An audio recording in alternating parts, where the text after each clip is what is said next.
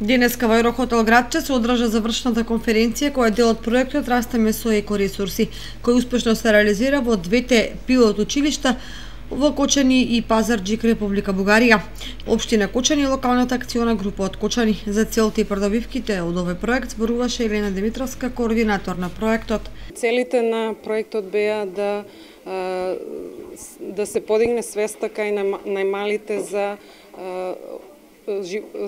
енергетската ефикасност, обновливите извори на енергија и заштита на животната средина, но со цел тоа да им биде поинтересно, беа вклучени две обуки преку кои наставниците беа запознаени со овие теми, но и со користење на нови иновативни интернет алатки како Web 2.0 алатката, Edmodo и слични отворени образовни ресурси.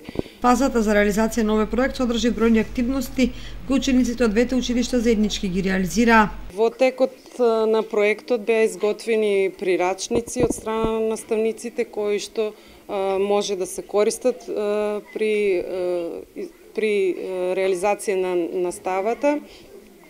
Беше спроведен тест период во текот на наставата, а учениците изработуваа најразлични тематски постери, квизови и слично. Исто така изготвен е и стратешки документ, стратегија за развој на образованието во двете општини, Пазарџик и Кочани, кои што стратегии беа усвоени од советите на двете општини.